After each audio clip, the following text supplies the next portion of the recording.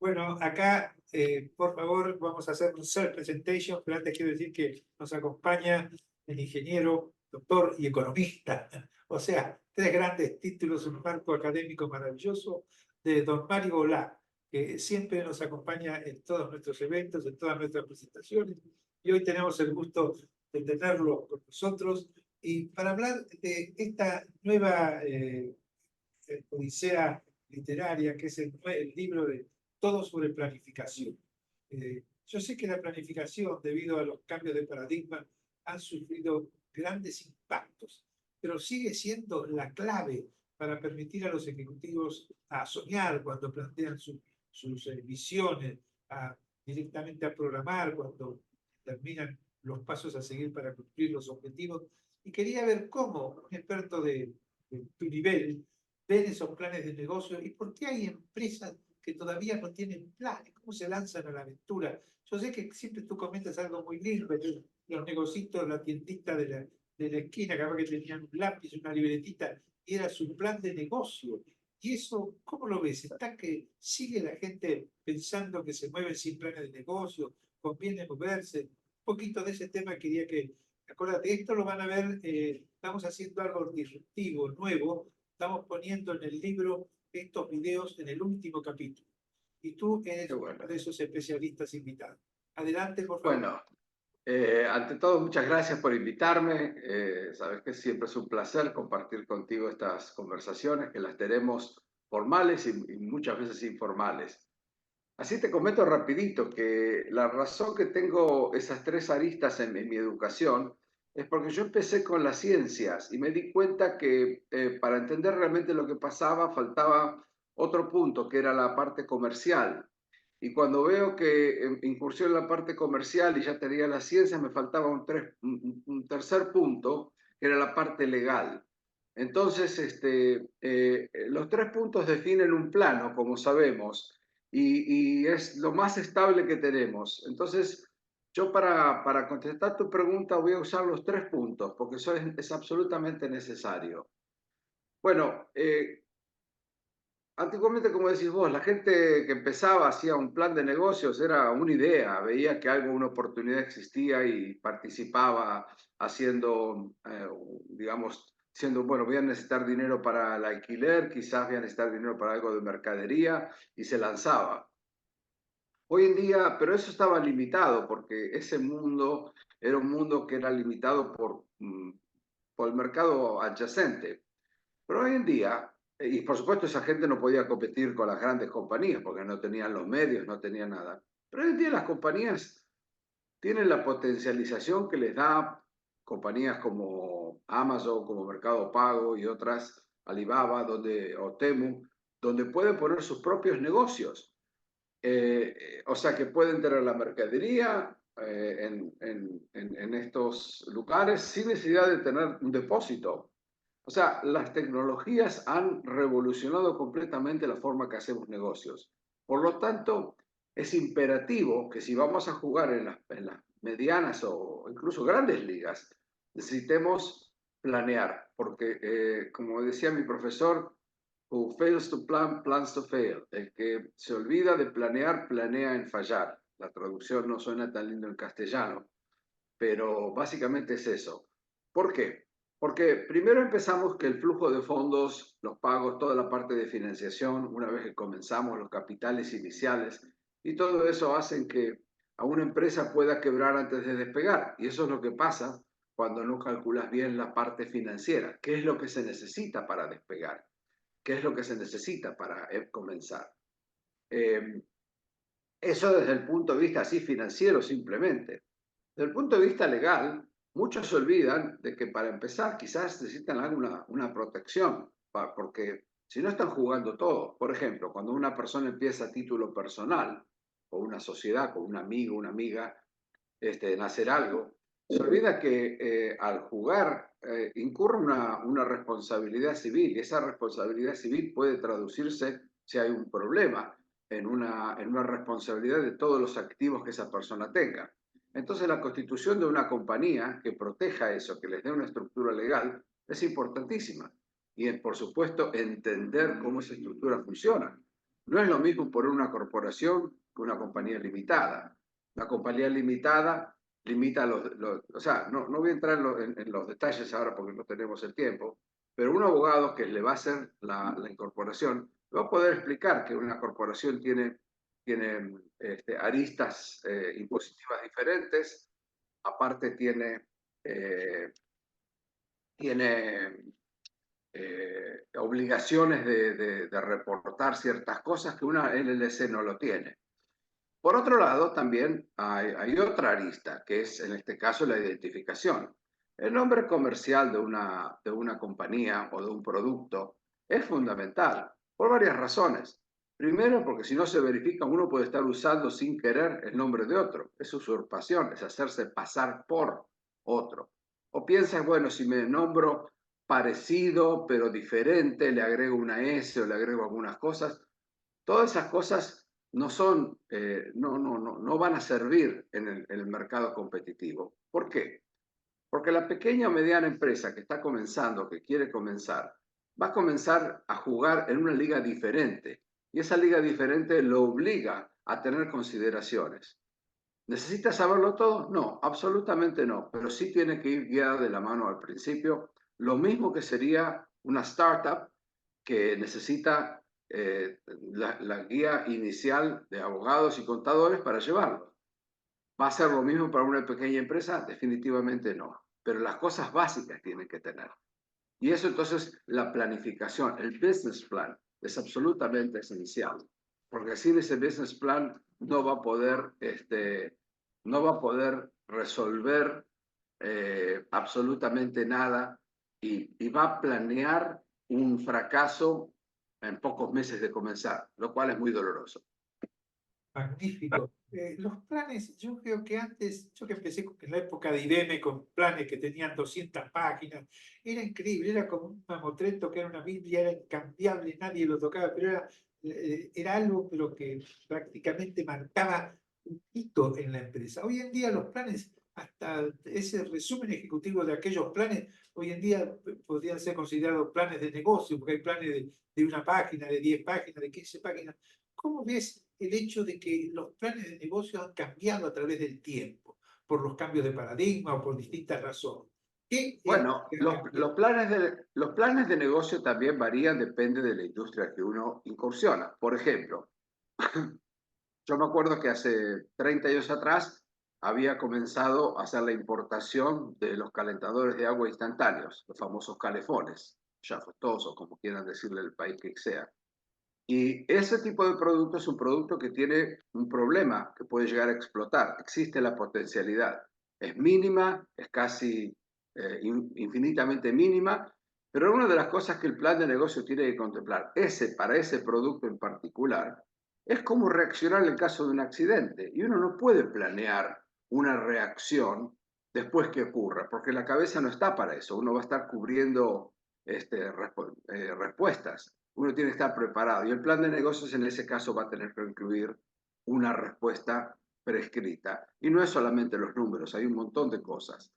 Por otro lado, un plan de negocios para una firma de abogados requiere diferentes cosas. Requiere quizás los registros apropiados, la verificación apropiada de quiénes son los medios, los costos que va a incurrir en alquiler o tecnología, son costos diferentes y quizás ese plan pueda ser solamente de una hoja o dos, algo financiero, pero también tiene que ver con la filosofía. Por ejemplo, no es lo mismo enfocarse en un mercado mayorista que minorista, o cuáles son los contactos, o donde las personas proveen capitales diferentes. Uno puede proveer un capital que es la reputación, un nombre, digamos, distinguido como tu propio nombre, o sea, que se asocia con José Barleta, creo que se asocia a una reputación muy valiosa, que alguien que recién comienza, o sea, que la contribución o cómo valoramos esa contribución es diferente para cada una de las cosas.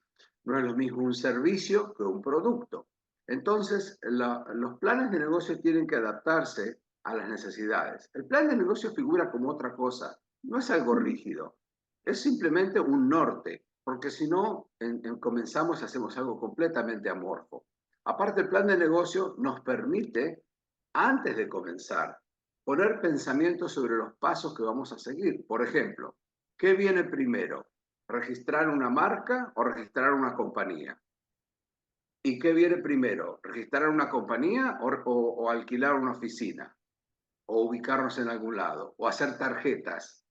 O sea, incluso en ese tipo de cosas, el plan de negocio nos permite con antelación planear qué vamos a hacer en cada paso. Entonces, sí es importante, más allá si después los números se dan, las proyecciones, es decir, vamos a empezar con un cliente o vamos a empezar con 0 clientes y el primer cliente vendrá a los 6 meses, por lo tanto necesitamos capital para aguantar 6 meses, o decimos, no, ya tenemos un cliente y empezamos con ese cliente y esperemos que eso crezca. Hay gente que es muy ambiciosa y en los planes de negocio pone proyecciones increíbles. Bueno, ojalá se les resulte. Hay que tener en cuenta que el 90% de los negocios fracasan, pero el fracaso por lo general es porque se olvidan de planear, porque no les alcanza el dinero y entonces se funden antes de comenzar, porque la ambición es muy grande, porque no son conservadores suficientes. Los planes tienen que ser modificados constantemente, pero la esencia del plan, el foco, la razón del por qué nos metimos en este negocio, eso no varía. O sea, si yo veo una oportunidad de negocios, esa oportunidad no varía, salvo que obviamente cambie todo. Si yo soy un talabartero que hago monturas para caballos en el fin del siglo XIX y aparece Henry Ford con un auto, bueno, es una tecnología disruptiva que puede cambiar mi negocio de hacer carromatos. ¿Ok?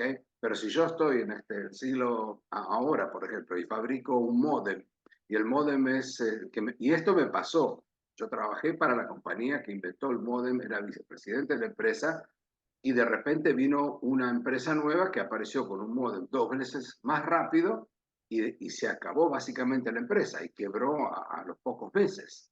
O sea que esas cosas sí ocurren, y no se pueden planear, pero planear significa que uno invierte en investigación y desarrollo para que nuevos productos y servicios estén constantemente en el pipeline, en el ofrecimiento al cliente potencial.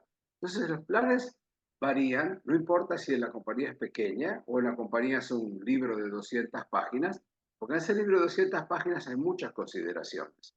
No es lo mismo planear, en el caso de IBM, famoso, que tradicionalmente hacía todo, hacía sus circuitos integrados, sus discos, sus computadoras, sus lectores, sus chips, todo, a decir, bueno, ahora apareció algo que se llama la PC, o que se iba a llamar la PC. Apareció en esa época la Apple IIe y también la Commodore 64, y vieron que podía haber una oportunidad de negocio, hicieron que todos los elementos eran distributivos y ensamblaban el producto. Es un plan de negocios completamente diferente, pero nunca podían haber planeado de que un ingeniero de Intel desarrollara un circuito integrado 2 veces y medio más rápido y que cualquier otro competidor podría implementarlo. Eso, claro, expandió el mercado, pero redujo el market share, el porcentaje de IBM. Esas cosas no están en el plan de negocios, pero ese plan de negocios tiene que ser actualizado y tiene que ser revisado y siempre actualizado en virtud de en dónde estamos hoy, no ayer ni mañana, hoy. Magnífico, magnífico. Yo creo que excelente, ha dado unos mensajes maravillosos y yo creo que teníamos la idea de hacer así, estas pequeñas dosis de videos con gente de tu nivel y me gustaría que para cerrar, si me ayudas, ¿qué consejo le daría a los ejecutivos hoy en día? ¿Qué hacer? ¿Lanzarse con un plan de negocio, contratar, aprender a hacerlo, usar la inteligencia artificial? ¿Qué se puede hacer para tener éxito en el diseño de un plan de negocio en este mundo tan cambiante? Bueno, lo primero es un área que quizás la mayor parte de los emprendedores escuchó, pero realmente no lo entienden muy bien. Y que felizmente es mi área de especialidad, que es la propiedad intelectual. La propiedad intelectual juega un papel completamente desproporcional hoy a lo que era hace 20, 30, 50 años atrás. Cuando se comenzaba, hace 50 años atrás, quizás ni se pensaba en eso. Ese era el paradigma o el dominio de las grandes compañías. Hoy en día comenzamos con eso. ¿Por qué? Porque está la proliferación de marcas, de registros y de patentes y de inventos que cuando uno, por ejemplo, dice, bueno, voy a encontrar un producto, vamos a lo sencillo. Me voy a China a una exposición, veo unos productos fantásticos, me parecen súper interesantes, Le pregunto a la gente, dígame, ¿este producto es una copia de algo? No, no, no. ¿Es legal? Sí, perfectamente. ¿Puedo fabricarlo? Claro que sí, por supuesto. Se lo fabrico con su nombre y con su marca y después lo importo a un país. No necesariamente a Estados Unidos, puede ser cualquier otro país, Europa, por ejemplo. Y puede ser que en Europa haya una patente o haya una marca que no sea en otro país. Entonces hay que recordar una cosa, las leyes terminan en la frontera de los países en donde están legisladas. O sea, una ley en una ciudad termina en la frontera de la ciudad, en un condado, en la frontera del condado. Y en el país, ninguna ley se extiende más allá de las fronteras de un país. Por lo tanto, si un producto que es completamente legal en China, puede ser que no sea legal en Estados Unidos o en Francia. Y si queremos trabajar, tenemos que asegurarnos que si importamos un producto, ese producto tenga la marca registrada y los derechos de patente o de derecho de autor. Por ejemplo, alguien quiere tener un libro o traducir un libro. Hace poco, hace un mes y medio, una autora japonesa ganó el premio más prestigioso de Japón de literatura. Y entonces sería obviamente un buen negocio traducir ese libro de japonés al idioma que, digamos, al castellano o al inglés o cualquier otro idioma. Bueno, habrá que pagar derechos de autor, porque ese libro no nos pertenece, excepto por una cosa interesante, y ahí es donde la propiedad intelectual realmente juega un rol importantísimo. Resulta ser que le preguntaron a esta autora famosa ¿qué piensa de la inteligencia artificial? Específicamente, ¿qué piensa de ChatGPT? Y dice que le encanta. Entonces, y le preguntó si lo ha usado. Dice, sí, que el libro contiene un 5% de ChatGPT. Bueno, esa respuesta es una confesión que parte del libro, aunque sea minúscula, no ha sido escrito por ella. Por lo tanto, como no vamos a saber separar qué parte del libro escribió ella y qué parte escribió la inteligencia artificial, todo el libro carece de valor y no es registrable. O sea que yo podría agarrar ese libro, traducirlo a cualquier idioma sin ningún tipo de problemas de pagar ninguna licencia. Entonces estoy agarrando un libro de un premio altísimo, de un valor altísimo, completamente gratis. ¿Por qué? Porque yo sé que ese libro no tiene derechos. Entonces yo podría hacerme, o por ejemplo, si yo quiero publicar ciertos libros o cierta música que ya excedí, disculpa, que ya agotaron sus derechos por los tiempos o porque utilizó la inteligencia artificial. Entonces yo podría hacerme rico simplemente utilizando ese conocimiento.